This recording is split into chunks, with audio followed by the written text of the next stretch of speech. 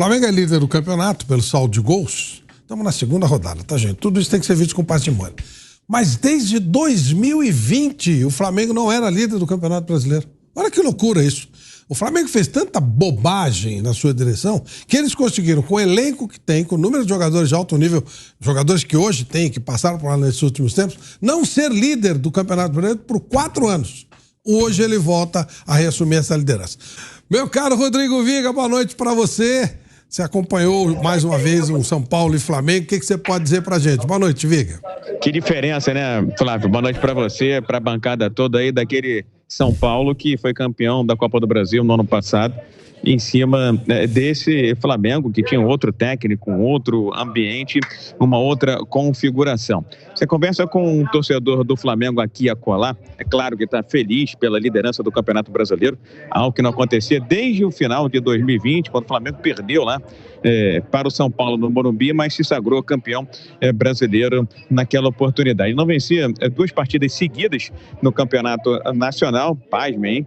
Assim, logo de cara, nas 2 primeiras rodadas, desde 1984. Se a minha matemática está certa, ou seja, nós estamos falando de nada mais, nada menos que 40 anos sem vencer as 2 primeiras partidas do Campeonato Brasileiro. Dito isso, né, e fugindo das estatísticas, porque eu acho que a estatística tem que estar a serviço do profissional, do treinador, e não o treinador a serviço da estatística. Você conversando aqui, acolá com o torcedor do Flamengo, bacana, legal, somos líder do Campeonato Brasileiro, o Flamengo está diferente do ano passado, mas está todo mundo ainda com a pulguinha atrás da orelha, não está muito convencido. Por quê, meu caro Flávio Piperno, Chacon, ouvinte, espectador internauta da Jovem Pan? Porque quer algo mais, quer um time que brilhe, se não um Flamengo de espetáculo, um time um pouco mais agradável, mais encantador. E aí, eu acho que é o grande desafio do momento para o restante da temporada do técnico Tite. De que desafio é esse que eu estou falando? Mostrar para o torcedor do Flamengo que ele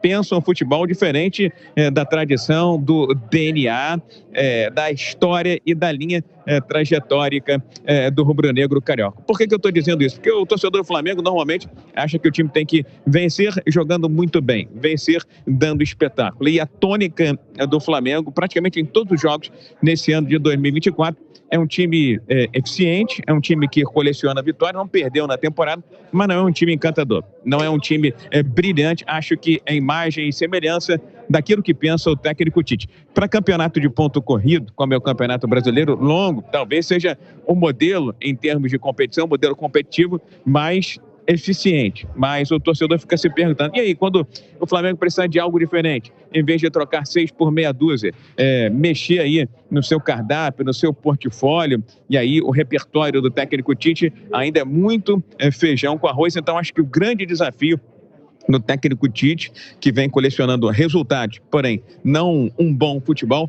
é mostrar para o torcedor rubro-negro que essa é a maneira dele pensar, é assim que o time dele vai jogar. Não é time divertimento, não é time entretenimento, é um time resultadista. Agora, vai ser difícil convencer o torcedor do Flamengo que esse Flamengo, com esse orçamento, com essa folha salarial de mais de 40 milhões, com esse gabarito de elenco que tem, vai ser apenas um time para conquistar 3 pontos. Pode fazer um pouco mais, o que ainda não fez na temporada de 24, viu, Flávio? Ô Viga, você entende que o Tite está sentindo o ambiente, ele já conseguiu colocar as ideias dele e o Flamengo não será diferente, não vai sair muito desse padrão de jogo? Não vejo perspectiva de diferença não, viu, Flávio?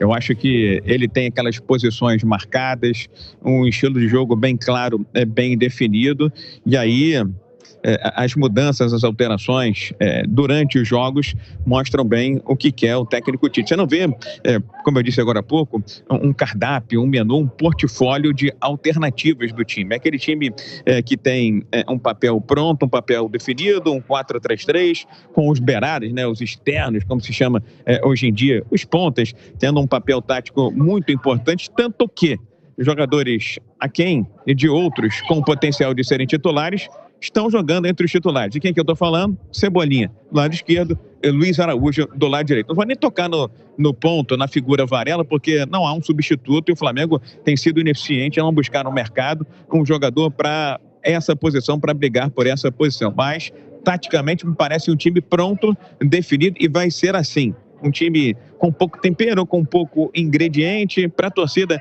até insosso, porém que vem correlacionando resultados, mas ainda assim não houve aquela simbiose, ainda não houve aquela catarse entre treinador e torcida, torcida e treinador, viu, Flávio? Quem está chegando por aqui daqui a pouco é o Nico de la Cruz, né? É jogador do Flamengo, que jogou um pouquinho mais adiantado, fazendo às vezes, entre aspas, do que faz normalmente o de Arrascaeta, que ficou no banco de reservas à disposição do técnico Tite, que sequer o lançou no segundo tempo, sequer o lançou na segunda etapa. De la Cruz, que é uma peça importante, que vinha jogando inclusive, viu, Flávio? Rompendo um pouco aqui o protocolo, jogando um pouco mais como segundo homem, mas na função de hoje ele mostrou que tem características bem diferentes daquela que a gente encontra no Arrascaeta, que é o articulador, é o pensador do time. Nico, uma palavrinha, por favor. Boa noite, parabéns para sua... E agora eu vou lá para o outro lado agora. Perdão, por gentileza. Primeiro, a liderança do Flamengo, que não vinha desde 2020. Agora, conversando com alguns torcedores, eles falam o seguinte: beleza, o Flamengo é líder, 2 vitórias no Campeonato Brasileiro, mas está faltando brilhar um pouco. O que você acha? Bueno, primero que nada, buenas noches. Ahí yo recién estaba falando y estaba escuchando que vos estabas hablando, entonces eso me incomoda un poco porque la gente se distrae rápido, entonces quisiera pedir un poco más de respeto en esse sentido. Yo estaba hablando con un colega tuyo al lado y vos estabas falando e eso... Não é porque vazou o som, não é porque eu queria te atrapalhar, não é porque vazou o som, não queria te atrapalhar. Eso incomoda, entonces simplemente recalcar eso porque uno quiere darles a todos la atención necesaria y si le están hablando al lado, para mí se me dificulta, sobre todo porque quiero comprenderlos a todos, no entiendo portugués, pero no sé todavía hablarlo. Y sobre lo que me dijiste de tu pregunta, para nosotros es un arranque muy importante, sabemos que son 38 finales, entonces comenzar de esta manera para nosotros es lindo. Nico, tem algo que tem chamado a atenção do torcedor do Flamengo, que é o fato de como você é um jogador tão completo, um jogador que às vezes é discreto no sentido de não chamar tanta atenção, mas que sempre tem participação nas jogadas de ataque e na criação dos gols do Flamengo, que chega muito junto na marcação, um jogador que pressiona, que tem um pensamento muito rápido. Você já se sente totalmente adaptado aqui? E o que mais desse Nico de la Cruz tem para o torcedor do Flamengo conhecer?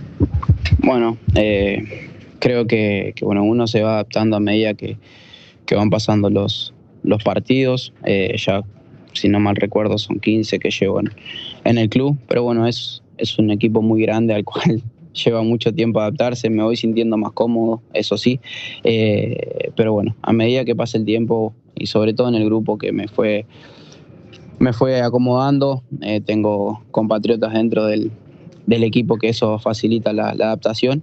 Me siento cómodo, creo que también los torcedores me brindan mucho cariño, mucho apoyo, y eso es muy importante para la confiança.